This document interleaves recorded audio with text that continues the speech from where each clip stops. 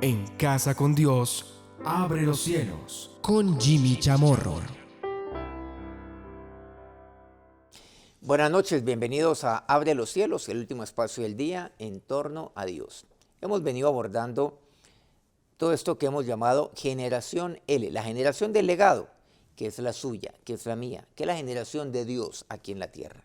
Sin embargo, nosotros vemos aquí en este mundo una generación que, de acuerdo a lo que Jesús mismo nos dice, es perversa y es incrédula. Esta generación tiene 4 características que me enuncia Salomón en Proverbios 30. Ahí en los versículos 11 al 14, la primera característica es una generación que maldice a su padre, que no bendice a su madre. Una generación que se cree limpia, impoluta, que se cree sabia, que es sabia en su propia opinión, que es prudente en su propia opinión. Hoy vamos a ver el tercer punto, aquella que nos dice el versículo 13. Hay generación cuyos ojos son altivos.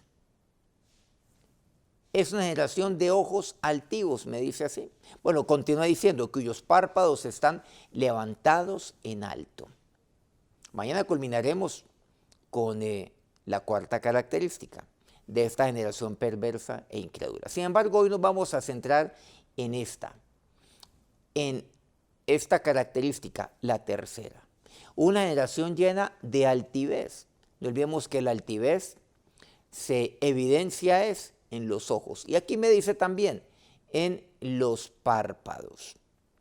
Vamos entonces a la palabra de Dios, a lo que nos dice Pablo en Romanos 12, 16. Unánimes entre vosotros, no altivos, sino asociándoos con los humildes, no seáis sabios en vuestra propia opinión. Bueno, aquí podemos hablar también del tercer punto, es que no podemos desligar el uno del otro. Pero me dice, no altivos, debemos estar unánimes, asociándonos con los humildes, me dice así la palabra de Dios. ¿Por qué la altivez? Recordemos, ¿qué tienes que no hayas recibido? Entonces, ¿por qué te jactas? ¿Por qué actúas altivamente? ¿Por qué miras a otros con ojos altivos? En otras palabras, ¿por qué tus párpados están levantados en alto? O sea, ¿a cuento de qué? Continuemos con lo que Salomón nos advierte en Proverbios 16, 18. Antes del quebrantamiento de la soberbia y antes de la caída, la altivez del espíritu. Cuando yo actúo altivamente, pero aquí me dice la altivez de espíritu, ¿qué quiere decir? Cuando me creo casi que igual a Dios, eso significa la altivez del espíritu.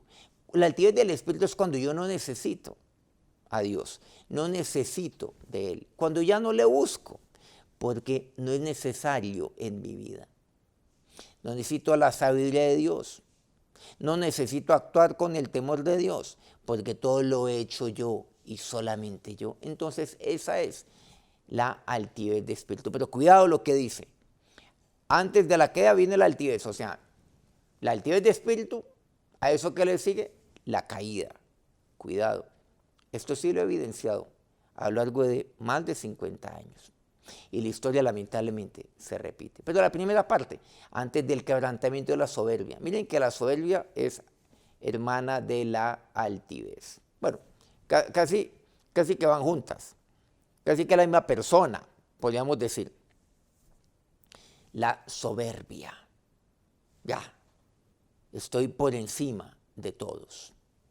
Quebrantamiento y caída le antecede o le siguen mejor a la soberbia y a la altivez. Proverbios 21:4 me sigue hablando aquí Salomón. Altivez de ojos y orgullo de corazón y pensamiento de impíos son pecado. 3 puntos. Altivez de ojos, ya hemos visto. El orgullo, ¿dónde está? En el corazón. Volviendo hablando nuevamente de esto. El orgullo de corazón. La altivez de ojos, el orgullo de corazón. y el pensamiento de impíos, o sea, el pensamiento de hacer el mal, de actuar impíamente, con maldad. Ello es pecado, ello es desafío contra Dios. Pablo nos advierte también, o nos pregunta, en 1 Corintios capítulo 1, ¿dónde está el sabio? ¿Dónde está el escriba? ¿Dónde está el disputador de este siglo? ¿No ha enloquecido Dios la sabiduría del mundo? Está el disputador de este siglo, aquel que es el altivo de ojos, el orgulloso, que me dice aquí la palabra de Dios, el altivo de espíritu. ¿Dónde está? El disputador de este siglo. Versículo 25, porque lo insensato de Dios es más sabio que los hombres, y lo débil de Dios es más fuerte que los hombres. ¿Qué me quiere decir? Lo insensato de Dios, no es que Dios sea insensato, ni que él actúe insensatamente, sino a manera de ilustración, de ponerme las cosas claras, se refiere a la sabiduría del hombre, porque lo insensato de Dios, si es que eso existe, es más sabio, bueno, lo insensato de Dios, teóricamente hablando, es más sabio que los hombres. Y lo débil de Dios es más fuerte que los hombres. No olvidemos que Pablo nos hace un llamado a pensar, a actuar con cordura, a no tener un concepto más alto de nosotros mismos que el que debemos tener. Cuidado, estamos en medio de una generación de aquellos que se creen sabios, de aquellos escribas que todo lo saben. Ahora escriben entonces libros para decirle a la gente qué es lo que tiene que hacer, cómo es que tiene que vivir, qué es lo que tiene que pensar. Estamos en una generación de disputadores de este siglo. ¿No se han dado cuenta que ahora todo es disputa? Todo. Estamos en medio de las disputas de este siglo. Y entonces si alguien quiere ser alguien, entonces tiene que disputar. Y entra a la arena disputando. Por Dios, ¿qué es esto? Por eso dice, no ha enloquecido Dios la sabiduría del mundo. Son locos. La sabiduría del mundo es locura. La sabiduría del mundo no nos está ilustrando, no nos está enseñando, nos está llevando es a la locura. Eso nos dice la palabra de Dios. Hay una historia que quisiera recordar y relatar que está en Deuteronomio 1. Bueno, esto se me refiere a lo que me dice por allá, Números 13, ¿se acuerdan de aquella historia de los 10 espías, los famosos 10 espías que fueron, bueno, 12 verdaderamente, pero me refiero a aquellos 10 que fueron acompañados de Josué y Caleb, que eran príncipes, cada uno de su tribu, fueron a reconocer la tierra y estos 10 trajeron un pésimo informe que fue acogido por la multitud. Aquí Moisés en Deuteronomio 1 recuerda lo que sucedió allá en Números 13. Se los trae a memoria al pueblo. Y miremos lo que dice el versículo 19. Dice, y salidas de Horeb anduvimos todo aquel grande y terrible desierto que habéis visto por el camino del monte del Amorreo, como Jehová nuestro Dios nos lo mandó. Y llegamos hasta Cades Barnea. Bueno, relata aquí, versículo 20. Entonces os dije, habéis llegado al monte del Amorreo, el cual Jehová nuestro Dios nos da. Versículo 21, mira, Jehová tu Dios te ha entregado la tierra, sube y toma posesión de ella, como Jehová el Dios de tus padres te ha dicho, no temas ni desmayes. O sea, la orden de la cara, anda, sube, toma posesión de ella, yo te la he entregado. Eso es lo que Dios nos dijo a nosotros, le recuerda al pueblo. Cuando estaban en Cades Barnea, a ver si subían. Versículo 22. Esto nos aclara algo que no vemos en Números 13, que es el relato. Y vinisteis a mí, todos vosotros, o sea, ustedes todos como pueblo vinieron a mí. Cuando yo les dije, mire lo que Dios ha dicho, llegamos aquí a la tierra del Amorreo, vamos, tomemos posesión de ella, Dios nos la ha entregado. No temas, dice así, no desmayes, Dios está con nosotros, el Dios de nuestros padres, eso nos ha dicho, vamos y subamos. La orden es clara por parte de Dios. Pero también la promesa, ¿cuál? Que Dios nos ha entregado esto, que Dios nos ha dicho esto, que Dios está con ustedes, con nosotros. Pero ustedes vinieron a mí, ¿y qué dijeron? Moisés, enviemos varones delante de nosotros que reconozcan la tierra y a su regreso nos traigan razón del camino por donde hemos de subir y de las ciudades donde hemos de llegar. Miren qué interesante. ¿De quién fue la idea? De los espías del pueblo. Eso no fue idea de Dios ni de Moisés. Bueno, pues es que Dios le dice a Moisés, bueno, listo, si el pueblo dice eso, hazlo. Por eso la palabra de Dios me dice que Moisés envió los 2 espías, pero fue iniciativa del pueblo. La idea de los espías fue del pueblo, no fue de Dios, no fue de Moisés. ¿Sabía esto usted? No, mandémoslos por delante. Pero también nos aclara Moisés en el versículo 23, y el dicho me pareció bien, y tomé 12 varones de entre vosotros, un varón por cada tribu. Bueno, listo. Versículo 27, bueno, ellos fueron, ellos regresaron, y el versículo 27, ¿qué dice? Después de que regresaron, den el informe, y murmurasteis en vuestras tiendas diciendo, porque Jehová nos aborrece, nos ha sacado de la tierra de Egipto para entregarnos en manos del amorreo para destruirnos. ¿Se acuerdan del informe de los días que prevaleció sobre el informe de Josué y Caleb? Entonces comenzaron a murmurar, versículo 28, y ustedes dijeron, ¿a dónde subiremos? Nuestros hermanos han atemorizado nuestro corazón diciendo, este pueblo es mayor y más alto que nosotros, más alto, o sea, un pueblo altivo. Las ciudades grandes y amuralladas hasta el cielo. Y también vimos allí a los gigantes de Anac. ¿Se acuerdan? No podemos contra ellos. Pero terrible. Mire lo que aquí dice. Que se dejaron atemorizar por sus hermanos. ¿Cuáles? Los famosos 10 espías. Que así los denominamos, pues que son 10 príncipes. Y ustedes se dejaron atemorizar por ellos. Ustedes dijeron, nuestros hermanos nos llenaron de temor. Miren cómo se justifican. Miren qué mediocridad. Esa es una generación, esa es la generación que se deja llevar por lo que todos piensan. ¿La generación de qué? De la incredulidad que hemos venido hablando. Generación incrédula. Es que la generación incrédula es aquella que lamentablemente permanece y es constante a lo largo de toda la historia. La incredulidad. Usted puede llamar generación lo que quiera. Una generación X, Y, Z, alfa, como usted lo quiera llamar, pero todas caracterizadas por la incredulidad. Se van a atemorizar, dice, por sus hermanos. Versículo 31, saltemos. Y en el desierto has visto que Jehová tu Dios te ha traído, les dice Moisés. Ustedes han visto cómo trae el hombre a su hijo por todo el camino que habéis andado hasta llegar a este lugar. 32. Y aún con esto no creísteis a Jehová vuestro Dios. Ustedes no creyeron, se van a atemorizar nuevamente. Generación incrédula, que nos diría el Señor allá en Mateo 17, mucho tiempo después. Entonces luego viene el versículo 41, otra historia que nos aclara de lo que sucedió allá.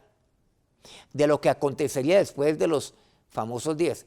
Estos 10 finalmente perecen.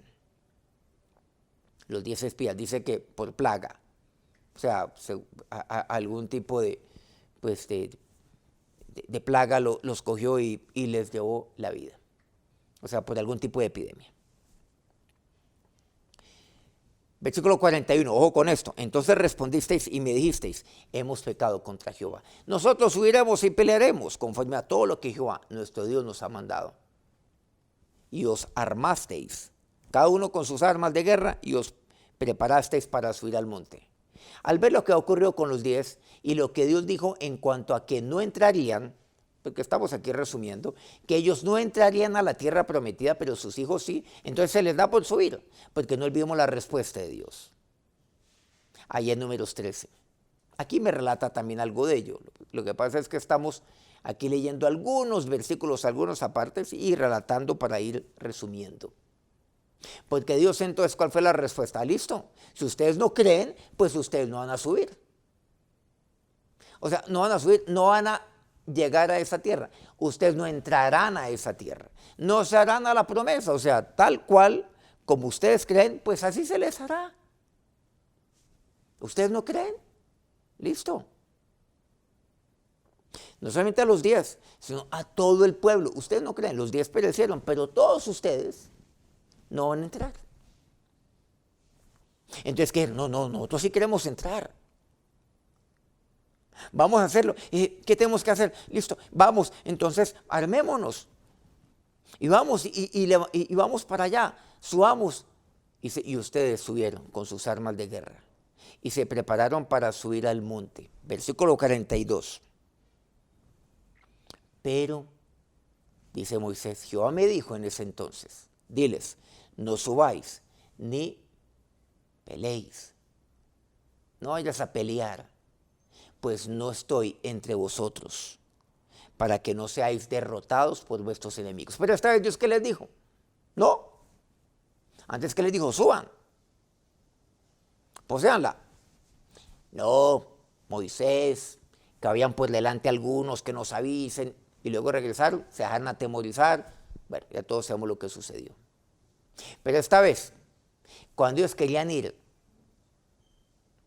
en su fuerza, de acuerdo a su lógica, Moisés me dijo a mí, Dios me dijo a mí, dice Moisés, diles que no suban, que no peleen, porque yo no estoy entre ellos. Esta vez no suban. La orden es la clara, no suban. Yo no estoy entre ellos, para que no seáis derrotados. Van a ser enemigos. No suban, no van a pelear, no estoy entre vosotros, vas a ser derrotados.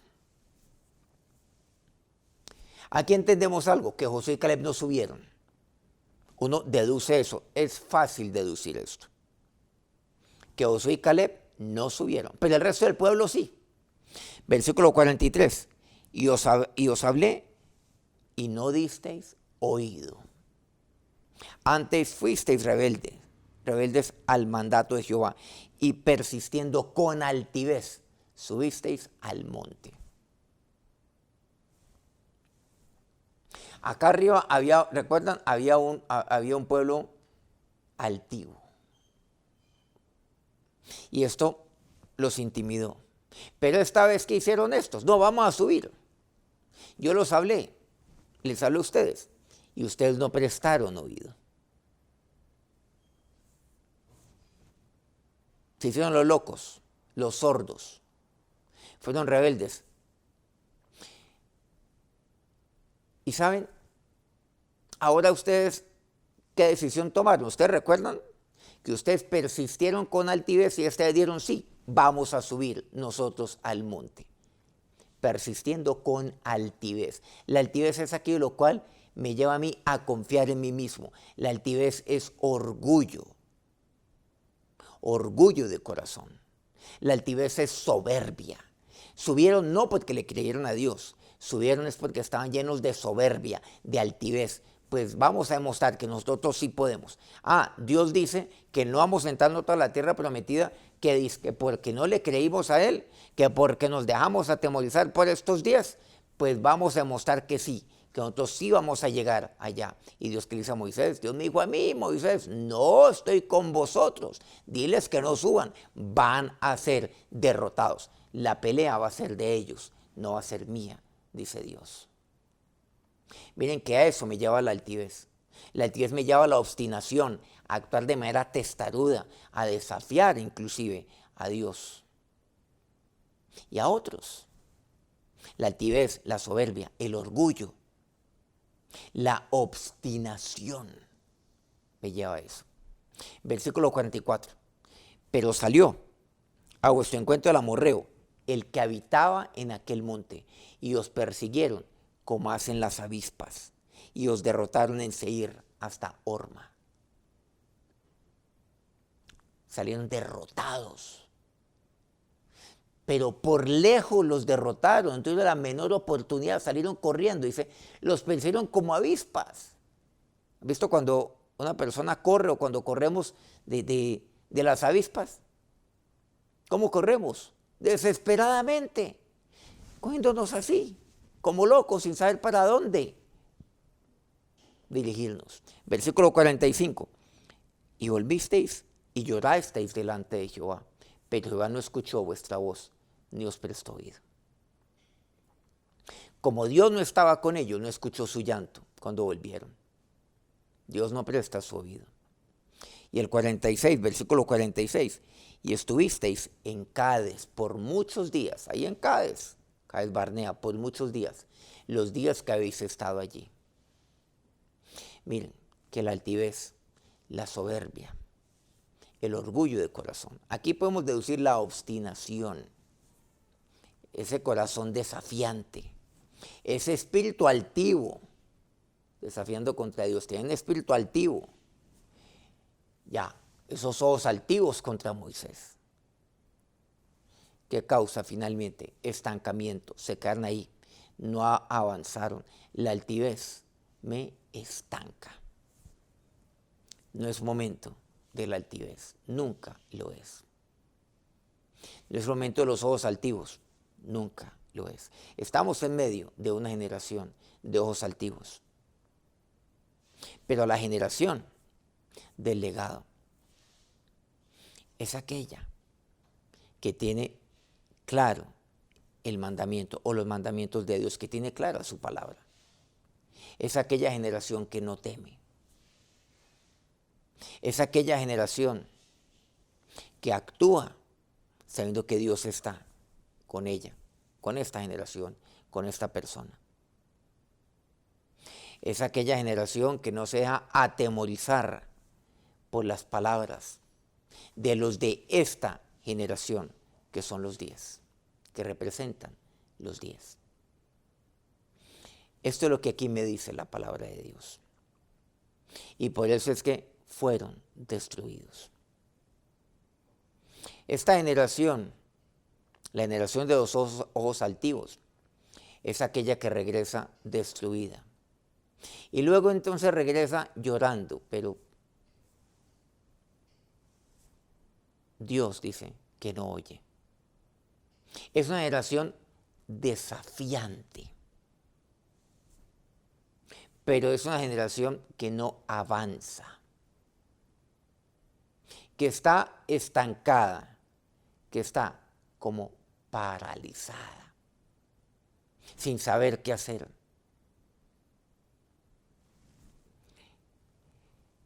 Pero usted y yo pertenecemos a otra generación. Por eso no nos podemos conformar a este siglo, nos dice la palabra de Dios. En su palabra encontramos ese término, este siglo. Este siglo significa esta generación también. No podemos conformarlos a este siglo, nos dice de esta manera Pablo. Tenemos que cada día renovarnos, pero ¿renovarnos en qué? Básicamente, en lo que somos aquí delante de Dios. Renovar día a día nuestro entendimiento para hacer que lo que está pasando aquí alrededor nuestro, no para convertirnos a esta generación, ni ser como ella, ni tomar algunas de las características de ella. Cuidado con ello. Es muy fácil decir que somos de esta generación del legado, que somos luz en medio de ella. Pero no será, como también dice Pablo, que profesando ser luz, somos tinieblas también. Los hijos de Dios no podemos caer tampoco en esto. Usted y yo entonces somos aquella generación que le cree a Dios, la generación del legado. Vamos entonces a acercarnos a Dios en oración en este momento. Ahora, Señor y Dios, te damos gracias. Gracias, mi Señor, porque tú día a día me enseñas. Me enseñas a ser como tú, Señor Jesús. Para eso has enviado a tu Hijo, para conmigo. Porque solamente en ti, Señor, es que yo soy parte de esta nueva generación en Cristo Jesús. Por medio del nuevo nacimiento. Pero no es una nueva generación. No, Dios. Es aquella generación que desciende de los lomos de Abraham. Que día a día se renueva para entender con lo que está sucediendo. No para convertirme a esta generación, sino para ratificar que hago parte de esta generación del legado. La generación de los rectos. La generación de aquellos que no se desvían ni a diestra ni a siniestra. Esta generación que se deleita en tu palabra, en tus mandamientos. Esta generación que te cree. Porque esa generación que estuvo en el desierto, esa generación que estuvo allí en Cades Barnea y tomó la decisión equivocada, no entraría ni poseería la tierra prometida por incredulidad, por ser parte de la generación de la incredulidad, generación incrédula y perversa, dices tú, Señor. Pero tú, Señor, eres aquel que nos ha salvado de esta generación perversa, como así nos exhorta Pedro en Hechos 2. No quiero ser de esta generación que no cree, que se atemoriza. No, Dios.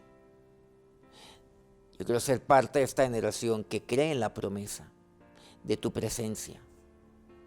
De esta generación, Dios, que tiene clara la orden, y clara la visión y clara la orden, Dios. Esto es lo que yo quiero para mi vida. Dígale al Señor en esta noche. Quiero ser parte de esta generación. La generación que, como dice tu palabra, la generación de los poderosos. De aquella que tiene tu poder en su vida, en su corazón, en todo su ser.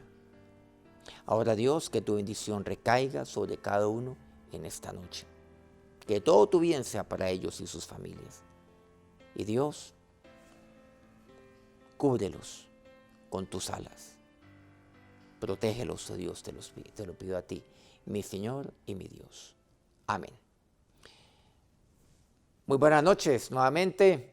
Muy agradecido con poder contar con su presencia en este día. Mañana nos vemos. Vamos a seguir con la generación L, la del legado. Dios los bendiga. En Casa con Dios, abre los cielos con Jimmy Chamorro.